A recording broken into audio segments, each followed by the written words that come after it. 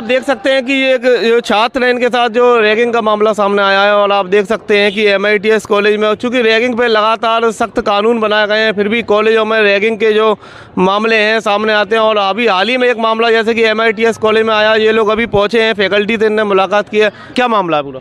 मैं अपने क्लासरूम से एग्ज़ाम दे के बाहर निकल रहा था तो रितेश तोमर द्वारा मुझे क्लास से बाहर खींचा गया और मेरे को पहले मारपीट की, फिर क्लास के अंदर ले जाकर पिस्टल लगाई। उनके साथ में 15-20 लड़के थे।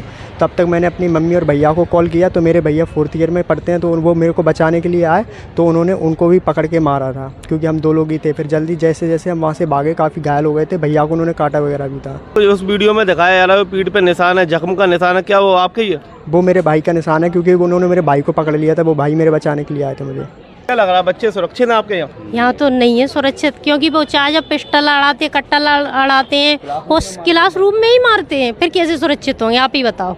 और पहली बात तो ये है कि कम से कम जो पढ़ रहा है वो अंदर कॉलेज में तो सेफ हो, बाहर तो हम अपने बच्चे को ले जाएंगे, अंदर ही पिट रहा है तो हमें क्या मालूम पड़े। क्या वो पहले से ही इनके साथ कुछ ऐसी हरकतें की जा रही हैं? 20 दिन से बहुत बार परेशान कर रहे, रैकिंग कर ले रहे थे ना, सीधी रैकिंग कर रहे थे इसके साथ, छोटे जान से मारने की धमकी दे रहे थे, कह रहे थे कॉलेज से खींच ले जाएंगे।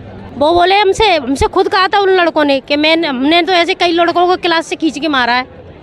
तो अभी जिस तरीके से आप लोग आए हैं तो अभी आपकी मुलाकात हुई है तो क्या बोली फैकल्टी? अब देखो उन्होंने आश्वासन दिया है जांच, ये क्या जांच करते हैं, देखो क्या करते हैं जांच। आप इनके कौन है? मैं इनका मामा हूँ।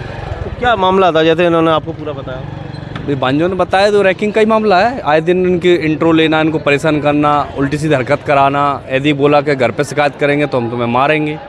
तो रैगिंग पर तो सख्त कानून है, उसके बाद भी रैगिंग हो रही है MITS कॉलेज? MITS कॉलेज के प्रशासन लापरवाही है क्योंकि यहाँ आए दिन हरकतें होती रहती हैं। गुंडागर्दी बहुत समय से होती है, मैं देखता हूँ। मैं ग्वालियर में 20 साल से रह रहा हूँ, मैं देखता हूँ MITS में गुंडाओं का क्षेत्र है, पढ़ने का कॉलेज माहौल नहीं है इसका।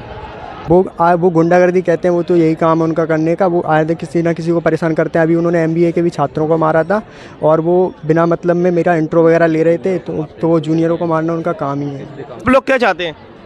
बच्चों के लिए साथ न्याय चाहते हैं, ऐसा थोड़ी कल मार भी दे अंदर ले जाके, फिर क्या करेंगे हम? एक्शन होना चाहिए। आप लोगों ने थाने में इसकी शिकायत दर्ज कराई? पहले जो प्रोसेसिंग होता है ना कॉलेज का वो किया है, उसके बाद अब जाएंगे थाने, वहाँ पे बात पुलिस थाने जाएंगे, वहाँ पे देखते हैं क्या होता है। जैसे हम आपको दिखाया था ये MITS कॉलेज के छात्र हैं, इनके साथ रैगिंग हुई है। बाकी आपका इस खबर के बारे में क्या सुना हमें कमेंट बॉक्स में बताइए। बाकी ताज़ा तरीन खबरों के लिए ग्वालियर ब्रेक से जुड़े रहिए, सबसे पहले सबसे सटीक।